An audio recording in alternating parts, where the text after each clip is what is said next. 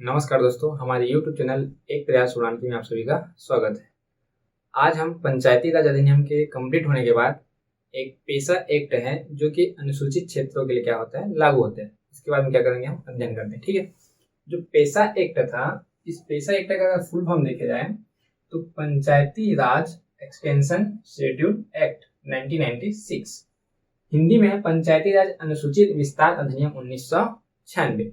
इस अधिनियम को क्यों लाया गया है, इसका थोड़ा सा परिचय जानकारी लेते हैं। जैसे कि क्या हुआ था, पंचायती राज जो है क्या था, भारत के संपूर्ण राज्यों में लागू है। ठीक है ना। इसमें मुख्य रूप से जो है संविधान के भाग 9 अनुसूची 5 में जो वर्णित क्षेत्र है, हम बताए थे कि भारतीय संविधान के कितने भाग है, टोटल 22 भाग है। अनुसूची कितने, 12 अनुसूची है। तो उसमें से जो भाग 9वां और अनुसूची 5वां जो है अनुसूचित क्षेत्रों के लिए होता है। तो जिन क्षेत्र जो है अनुसूची 5 के अंतर्गत क्या है, शामिल है, उन क्षेत्रों पर क्या किया गया था, पंचायती राज को लागू होने से प्रतिबंधित किया गया था। मतलब वहां पर लागू नहीं किया गया। कौन से क्षेत्र में, जो अनुसूची 5 के अंतर्गत आते हैं। ठीक है, इसका उल्लेख अनुच्छेद 243 एम में भी दिया गया है। हम पढ़े थे ना, भारतीय संविधान के अनुच्छेद 243 में क्या है, पंचायती राज का गठन किया गया था। ठीक है, तो हम लोग वहां से अनुच्छेद बता दिए थे। अनुच्छेद 243 का एम क्या बोलता है, एसटी क्षेत्र, मतलब अनुसूचित क्षेत्र में ना, एसटी नहीं क्या लिख सकते हैं, अनुसूचित क्षेत्र। अनुसूचित क्षेत्र में क्या करता है, ये प्रतिबंधित करता है। किसको प्रतिबंधित करता है, तो पंचायती राज के जितने प्रावधान पढ़े हम लोग अभी तक, ग्राम, जनपद और जिला, उनके जो जो प्रावधान थे उसको क्या करता है, वापस लागू होने से रोकता है।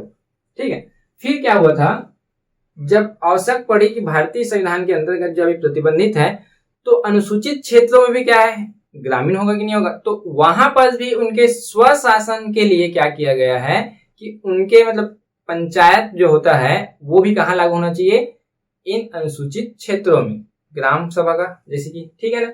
तब क्या किया गया, संशोधन किया गया कुछ, और संशोधन के साथ उसमें कुछ अपवाद जोड़ा गया। अपवाद कैसे, जैसे कि मान लो जाए अनुसूची 6 के अंतर्गत टोटल 10 राज्य आते हैं, है ना, मतलब अनुसूची क्षेत्र में।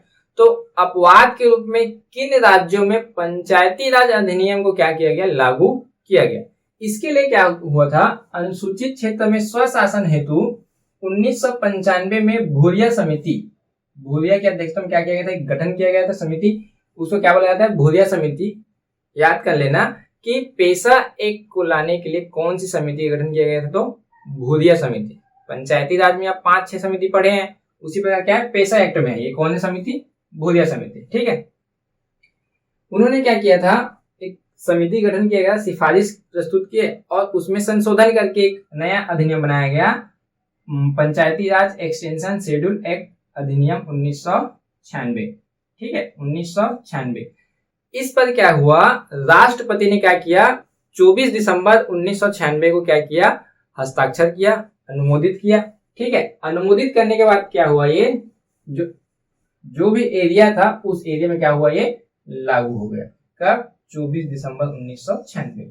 तो एक क्वेश्चन आएगा कि अनुसूचित क्षेत्र में पंचायती राज कब लागू हुआ, तो 24 दिसंबर 1996 को। अगर हम लोग भारत की बात करें तो कब करते हैं, 24 अप्रैल को। तो वो थोड़ा डेट याद कर लें, ये दिसंबर है, वो अप्रैल था। ठीक है ना। अपवाद के रूप में हमने बताया था कौन कौन से राज्य है, टोटल 10 राज्य हैं, लेकिन अभी वर्तमान में देखें तो 6 राज्यों में क्या है, पेशा एक्ट लागू है। जैसे कि राजस्थान, गुजरात, महाराष्ट्र, 3 राज्य कंटिन्यू लगे हुए हैं। जैसे कि आप भारत के नक्शे में देखते हैं तो यहाँ पास कौन सा है, राजस्थान, ये आपका गुजरात और ये आपका महाराष्ट्र। तो ये तीनों राज्यों में क्या है, ये पेशा एक्ट क्या है, लागू है। चौथा और 5वां है आंध्र प्रदेश और तेलंगाना, ये दोनों भी राज्य क्या है, दोनों एक साथ लगे हुए हैं। आंध्र प्रदेश से अलग हुआ तेलंगाना, तो उन दोनों राज्यों में क्या है, पेशा एक्ट लागू है। एक है आपका हिमाचल प्रदेश, जो कि क्या है, उत्तर में स्थित है। ठीक है, तो 3 इधर है, 2 ये है और 1 है, मतलब 6 राज्य है जहां पर वर्तमान में पेशा एक्ट लागू है। छत्तीसगढ़ में भी अभी क्या है, प्रयासरत है और एक अधिनियम बनाया गया विस्तार के लिए भी, पंचायत ग्रामीण विकास मंत्रालय के द्वारा एक प्रयास किया गया है कि पेशा एक्ट को छत्तीसगढ़ के अनुसूचित क्षेत्रों में भी क्या किया जाए, लागू किया जाए। ये वर्तमान में 6 राज्यों में। ठीक है, इससे होता क्या है समझना, पेशा एक्ट लागू होने से यहाँ इस क्षेत्र में जहां अनुसूचित क्षेत्र है वहां में पंचायती स्तर के त्रिस्तरीय लागू होगा। कौन कौन सा? एक तो ग्राम पंचायत, एक आपका जनपद पंचायत और एक आपका जिला पंचायत। जैसे कि ग्राम पंचायत में कौन होते थे? सरपंच, जनपद में अध्यक्ष, जिला पंचायत में भी अध्यक्ष। तो ये जो तीनों होंगे कौन होंगे? अनुसूचित जनजाति का होगा। ये क्या है? मुख्य रूप से इसमें विशेषताएं बोल सकते हैं। जो ग्राम पंचायत है उस ग्राम पंचायत का सरपंच कौन होगा? अनुसूचित जनजाति का ही होगा। जनपद पंचायत का जो अध्यक्ष होगा वो अनुसूचित जनजाति का ही होगा और जिला पंचायत का भी जो अध्यक्ष होगा क्या होगा? वो अनुसूचित जनजाति का होगा। हम लोग पढ़े हैं, ठीक है। ये मोस्ट इंपॉर्टेंट है इसमें पेशा एक्ट के तहत। अगर इसकी विशेषताएं देखें तो ऐसा क्या विशेषताएं हैं और जो इसको क्या करती है? पंचायती राज से भिन्न बनाती है, ठीक है। इसमें क्या था? जहां पंचायती राज का गठन होगा उस क्षेत्र में आदिवासी जो अपने मुख्य रूप से जल, जंगल और जमीन, तीन चीजें मुख्य रूप से प्रचलित है आदिवासियों के लिए। वहां का जल, जंगल और जमीन मतलब क्या है? ये आदिवासी क्षेत्र है, अनुसूचित क्षेत्र है। तो यहाँ पर ग्राम पंचायत मान लो जब बनती है तो इस ग्राम पंचायत के अंतर्गत जो भी शासन होंगे वो पूरे का पूरा किसके अंतर्गत होगा? ग्राम सभा के अंतर्गत। कि वहां की जो जंगल है वो उसके अनुमति के बिना वहां कुछ कार्य नहीं होगा। वहां की जो भूमि है उसके अनुमति के बिना कोई कार्य नहीं होगा। जैसे कि मान लो जाए वर्तमान में हम देखें हैं क्या? छत्तीसगढ़ में हसदेव अरण्य क्षेत्र, वहां के जंगल को क्या किया जा रहा है? काटने की अनुमति आ गई है। तो ये जो अनुमति है जब तक वहां की पंचायत, ग्राम पंचायत या जिला पंचायत ये अनुमति न देगी तब तक वो कार्यवाही आगे नहीं बढ़ सकती है। इसमें ये प्रावधान है, ठीक है ना। दूसरा, लघु वनोपज संग्रह। इस ग्राम पंचायत अनुसूचित क्षेत्र के अंतर्गत जो भी लघु वनोपज है, छत्तीसगढ़ में क्या है? अनेक लघु वनोपज है ना। जैसे कि अभी वर्तमान में एमएसपी पर लगभग 55 के आसपास हो चुका है ना लघु वनोपज संग्रह, ठीक है। वहां का अपना खुद का स्थानीय बाजार होगा। बाजार का मतलब समझ रहे हैं कि वहां की वित्त व्यवस्था मुख्य रूप से अगर देखें अर्थव्यवस्था में तो वहां जो भी बाजार होगा, जो भी वस्तु का उत्पादन, विक्रय, क्रय जो भी करना है वो ग्राम सभा, ग्राम पंचायत के अधीन होगा, उसके अनुसार चलेगा, ठीक है। स्वशासन होगा खुद का। और स्वशासन किस प्रकार होगा? अपनी परंपरा को बनाए रखते हुए शासन किया जाता है। जैसे कि मतलब उस क्षेत्र में मान लो जाए कोई भूमि संबंधित उद्योग लगने वाला है ना, तो उद्योग को कैसे अनुमति देगा? वहां पर जो भी कार्य होंगे वो उनकी परंपरा, संस्कृति से मतलब हानि न पहुंचाए ऐसे ही कार्य होंगे वहां पर, उनकी अनुमति के आधार पर ही होगा। ऐसे शासन किया जाएगा जो उनकी मुख्य रूप से संस्कृति है, जो आदिवासी परंपरा जो है वर्षों से चली आ रही है उस पर क्या नहीं होना चाहिए? प्रभाव नहीं पड़ना चाहिए। इस कारण क्या किया गया था? पेशा एक्ट जो है अनुसूचित क्षेत्र में अलग से ही क्या किया गया? प्रावधान किया गया है। तो पंचायती राज के अलग ही है, ये पेशा एक्ट है। तो आप ध्यान दीजिएगा, इसमें इंपॉर्टेंट क्या है? भूजल समिति का गठन किया गया था। कब से लागू है ये? अभी वर्तमान में कितने राज्य में? 6, टोटल 10 राज्य के लिए बना है ये, ठीक है ना। तो अभी छत्तीसगढ़ में भी प्रयास रहता है, लागू हो जाएगा तो आदिवासी क्षेत्र में क्या होगा? ये बहुत बढ़िया कार्य होगा, ठीक है। ये मोस्ट इंपॉर्टेंट है पंचायती राज।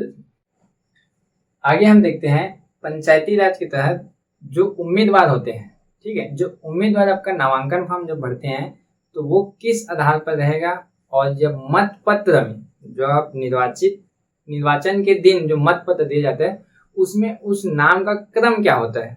तो सबसे पहले तो क्या है कि इस अधिनियम में उल्लेखित है कि जो नाम होगा मत पत्र में वो देवनागरी लिपि में होगा, अर्थात हिंदी में होगा, ठीक है ना। लेकिन जब नामांकन फॉर्म भरा जाता है उम्मीदवारों के द्वारा तो उसके साथ साथ उनको अपने नाम का अंग्रेजी अक्षर में क्या किया जाता है? लिखा जाता है, ताकि अल्फाबेटिकल क्या किया जाए? उसका निर्धारण किया जा सके।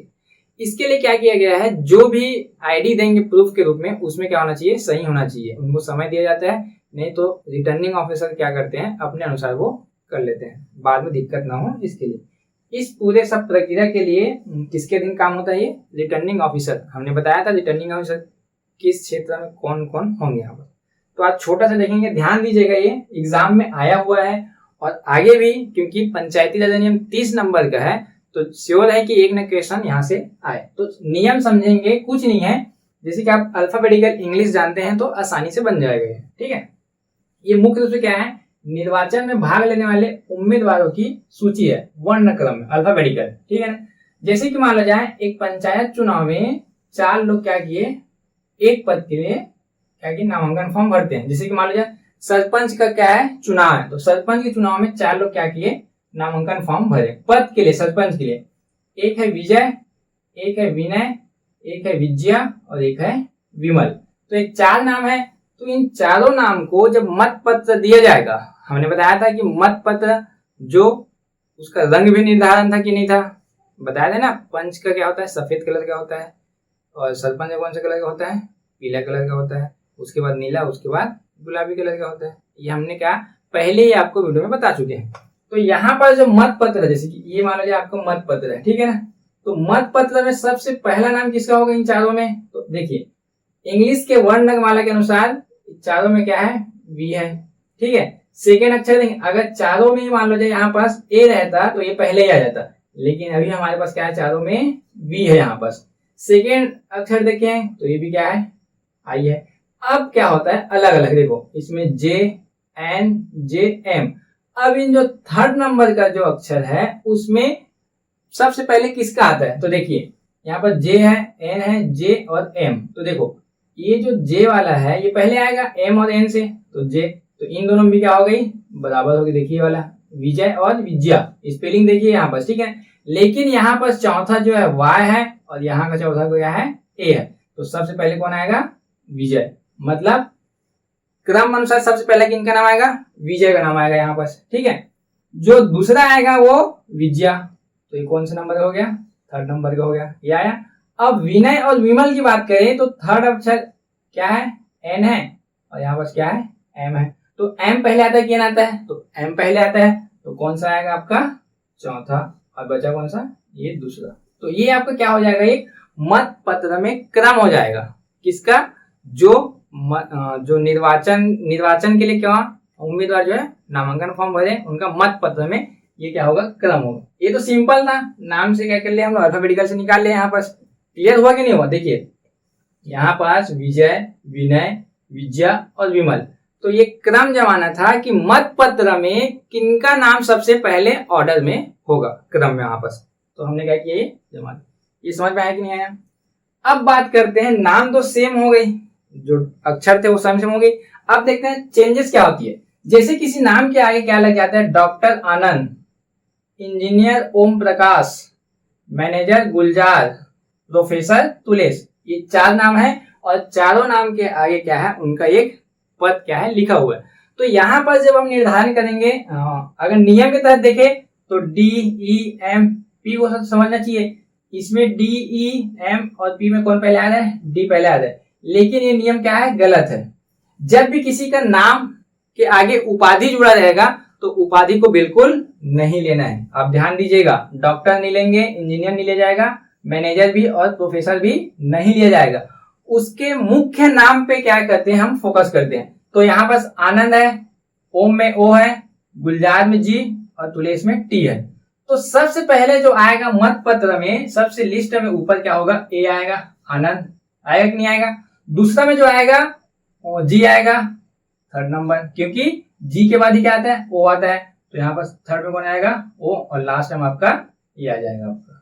ये क्लियर हो रहा कि नहीं हुआ है। मतलब ये है कि जो ऑर्डर क्रम है हमारा, वर्ण क्रम, वो अल्फाबेटिकल होना चाहिए। कहने का तात्पर्य क्या हुआ कि A B C D E F G H I जो पढ़ते हैं हम लोग, उस क्रम में होना चाहिए। बट यहाँ ध्यान किसको देना है, जो उपाधि लगी होंगी, डॉक्टर, इंजीनियर, मैनेजर और प्रोफेसर, इसको आप अध्ययन नहीं करेंगे, नाम को ही यहाँ पर क्या करना है, समझना है। यहाँ पर दोनों क्लियर हो गए यहाँ पर, ठीक है।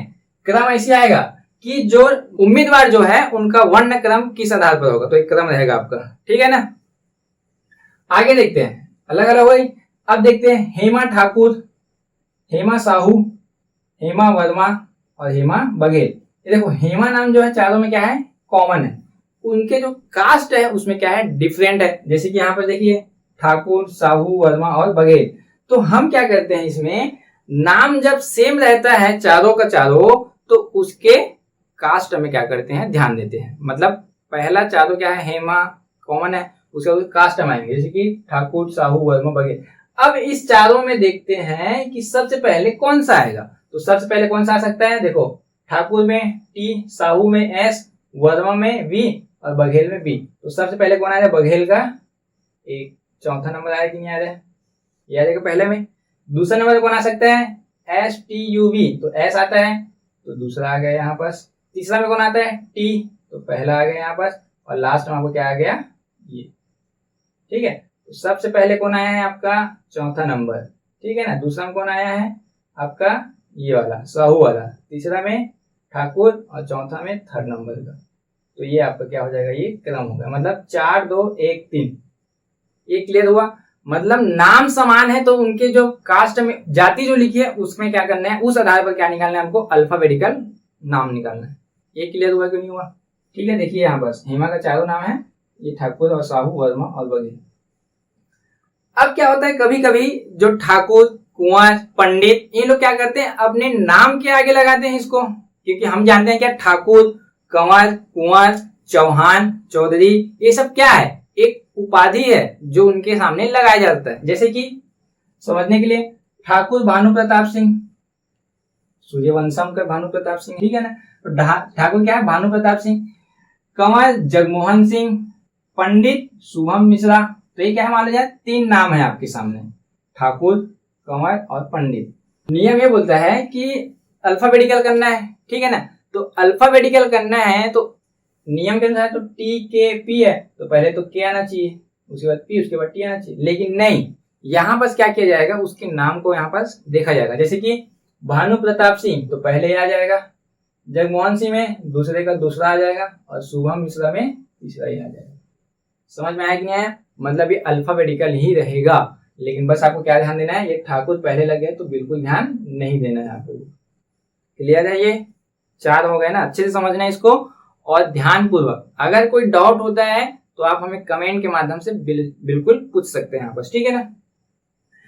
अंतिम वाला जो है क्या, जैसे कि कई लोग नाम को क्या लिखते हैं, जैसे कि ये सुरेश कुमार वर्मा है मान लो जाए, तो उन्होंने क्या लिखा अपना नाम? SK वर्मा।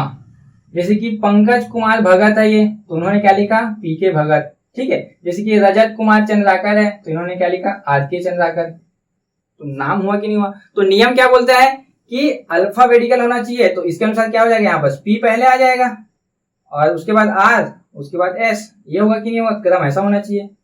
तो ये बिल्कुल भी क्या है, गलत है। तो आपको जब शॉर्ट नेम दिया रहता है RK, PK, SK, तो इसको नहीं लेना है। आप इसको क्या कर सकते हैं, नेग्लेक्ट करेंगे, उसके बाद उसके इसमें आएंगे वर्मा, भगत और चंद्राकर। तो भगत पहला आ जाएगा, फिर चंद्राकर आ जाएगा, फिर आपका वर्मा आ जाएगा। तो ये आपका सही क्रम हो गया।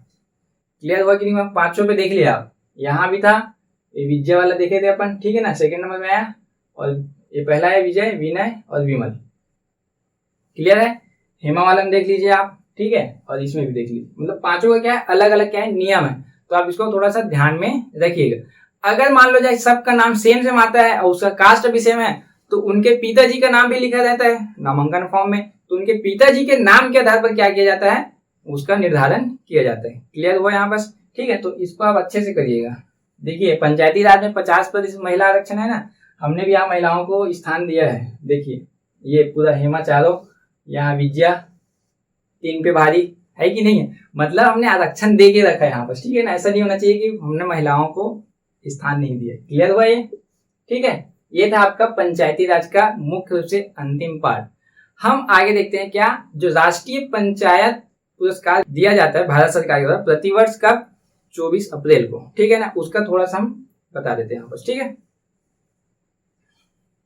आगे देखते हैं राष्ट्रीय पंचायती राज दिवस पुरस्कार, ठीक है। राष्ट्रीय पंचायती राज दिवस पुरस्कार कब दिया जाता है, ये आपको पता होगा कि पंचायती राज दिवस कब मनाया जाता है, 24 अप्रैल को, ठीक है ना।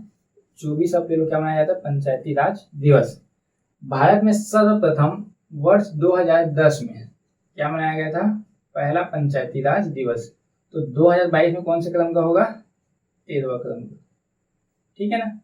तो पंचायती राज दिवस जो है वर्ष 2010 से क्या मनाया जा रहा है। तो क्वेश्चन आ सकता है कि पहली बार पंचायती राज दिवस कब मनाया गया था, तो कब, 24 अप्रैल 2010 को। अभी मनाया गया कब, 2022 में 13वां नंबर, ठीक है ना, अप्रैल निकल चुकी है ना। तो ये जो पंचायती राज दिवस के अंदर जो पुरस्कार दी जाती है राष्ट्रीय लेवल पर, उसका आयोजन स्थल कहाँ था, तो इसका आयोजन इस बार किया गया था सांबा जिला, जम्मू कश्मीर, ठीक है ना।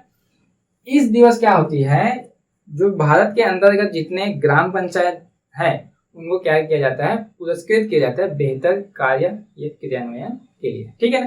तो पहला पुरस्कार है आपका दीनदयाल उपाध्याय पंचायत सशक्तिकरण पुरस्कार। यह पुरस्कार जिला स्तर, ब्लॉक स्तर और ग्राम पंचायत स्तर पर क्या पुरस्कार दी जाती है। तो छत्तीसगढ़ में जो जिला है, टोटल 28 जिले हैं, तो उस 28 जिले में से कबीरधाम जिला को क्या मिला है, दीनदयाल उपाध्याय पंचायत सशक्तिकरण पुरस्कार दिए गए जिला स्तर पर। बात करें ब्लॉक स्तर की, तो पाटन और सूरजपुर, इन दोनों ब्लॉक को क्या किया गया, बेहतर कार्य के लिए पंचायत में उनको पुरस्कृत किया गया। तीसरा है ग्राम पंचायत स्तर पर, तो एक है छिपली हरदीभाट जो कि धमतरी जिले का है, चिरमी कोरिया जिले का है, पैरी गांव बालोद जिले का, और बसदई सूरजपुर और केजेदाह ये क्या है, कबीरधाम जिले का है। तो इन सब जो ग्राम पंचायत है उनको भी क्या किया गया है, पुरस्कृत किया गया राष्ट्रीय स्तर पर। ठीक है। दूसरा पुरस्कार होता है बाल मित्र ग्राम पंचायत अवार्ड। ठीक है। यह जो मिला है किसको, बनचरौदा जो कि आरंग तहसील के अंतर्गत आता है। ठीक है। नानाजी देशमुख राष्ट्रीय गौरव ग्राम पंचायत पुरस्कार, नानाजी देशमुख राष्ट्रीय गौरव ग्राम पंचायत पुरस्कार, ये पुरस्कार मिला है किसको, सरोरा जो कि तिल्ला के अंतर्गत आता है। ठीक है। ये दोनों रायपुर जिला है ना। सबसे अंतिम में है gram panchayat development plan award, Hindi में होगा ग्राम पंचायत विकास आयोजन पुरस्कार। ठीक है। जो कि दुर्ग को मिला है यहाँ बस। ठीक है। तो इतने पुरस्कार अभी वर्तमान में ही करंट का है। ठीक है ना। तो ये भी इंपॉर्टेंट है किसके लिए, एडीओ के एग्जाम के लिए, तो आप इसका अध्ययन जरूर कीजिएगा। इसके अतिरिक्त हम देखे थे अभी करंट में, ये आपको हमारे टेलीग्राम ग्रुप है एक प्रयास उड़ान की, उसमें ये पीडीएफ डला हुआ है, एक प्रयास उड़ान की। ठीक है। आप प्रॉपर नोट्स बनाते रहिएगा, खुद का नोट्स बनाया हुआ क्या होता है वही सबसे बेहतर होता है। आप पीडीएफ है करके आप निश्चिंत ना रहिए, आप उसको कॉपी में नोट डाउन करके जरूर रखिए। और हम बता चुके हैं आपको कि प्रति रविवार क्या किया जाता है, प्रत्येक रविवार टेस्ट का आयोजन किया जा रहा है। पिछले रविवार को जो टेस्ट क्रमांक 1 था, इस बार जो 5 जून को है पंचायती राज का टेस्ट क्रमांक 2 आने वाला है। तो आप हमारे टेलीग्राम चैनल में बने रहिए, आपको लिंक उसमें उपलब्ध कराया जाएगा यहाँ पर। ठीक है। ये मैं ये बताने वाला था कि जो अभी हाल ही में करंट में क्या हुआ है, ग्राम पंचायत, जिला और जनपद पंचायत जो सदस्य होते हैं उनके मानदेय राशि में क्या की गई है, वृद्धि की गई थी। ठीक है ना। इसमें मानदेय राशि में उसके पेमेंट मान लो जाए, मानदेय राशि। ठीक है। तो एक होता है कौन, पंच, एक होता है सरपंच, एक होता है जिला और जनपद के सदस्य, जो जिला होगा, और एक क्या होगा है जनपद, इससे क्या होते हैं सदस्य होते हैं। और इन सदस्यों से निकलता है कौन, उपाध्यक्ष और एक अध्यक्ष। इतने सब क्या होते हैं हमारे सदस्य होते हैं। जो पंच होता है उनको प्रत्येक बैठक का अब कितना रुपए दिया जाता है, 500 रुपए। पहले 200 रुपए था ये। ठीक है ना। तो 200 रुपए बढ़ा के कितना किया गया है, 500 रुपए किया गया पंच के लिए। सरपंच के लिए कितना है, ये 4000 रुपए है। ठीक है। जो जिला और जनपद सदस्य उनके लिए कितना, 10,000 रुपए, और उपाध्यक्ष के लिए कितना, 15,000 रुपए, और अध्यक्ष के लिए कितना, 25,000 रुपए। ये आपका क्या प्रावधान किया गया, ये करेक्ट डाटा है। ठीक है ना।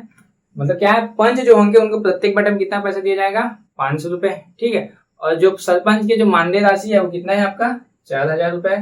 जिला व जनपद के जो सदस्य होंगे ना आपस, उनको 10,000, और जो उनसे उपाध्यक्ष होंगे, जिला के भी उपाध्यक्ष, जनपद के उपाध्यक्ष, उनको 15,000, और अध्यक्ष को कितना मिलेगा, 25,000 रुपए क्या मिलेगा, पेमेंट मिलेगा। तो ये मोस्ट इंपॉर्टेंट है, आप अच्छे से इसका क्या करेंगे, अध्ययन करेंगे। और हम आशा करते हैं कि आने वाले समय में आपको जो भी परेशानी होगी वो आप हमको कमेंट के माध्यम से बताएंगे। ठीक है। अगर कमेंट के माध्यम से ना कर पाते हो, आपको और व्यक्तिगत बात करनी हो, तो हमारा मोबाइल नंबर है 9039344457। इसमें भी आप क्या करते हैं, व्हाट्सअप कर सकते हैं जो भी आपको परेशानी होगी। और प्लीज अगर कुछ भी इसमें गलती होती है या कुछ अन्य चीजें भी होती है, मतलब आपको कुछ हो सकता है पढ़ाने में कहीं आगे पीछे हो गया हो, या पीडीएफ में कुछ प्रिंट मिस्टेक हो गया हो, तो आप निश्चिंत हो कि आप जरूर अपना डाउट क्लियर करेंगे। एग्जाम से पहले कीजिएगा। ठीक है ना। पता चले एग्जाम के बाद कर रहे हो, सर आप ये पढ़ाए थे ऐसा हो गया, तो ये नहीं चलेगा। आप पहले हो सकते क्या करो, क्लियर कर लीजिए। ठीक है। हमारे टेलीग्राम चैनल बताया आपको एक प्रयास उड़ान की, उसमें आप ज्वाइन कीजिएगा। ठीक है। आपको लिंक डिस्क्रिप्शन बॉक्स में मिल जाएगा यहाँ पर। क्लियर है। ठीक है। धन्यवाद।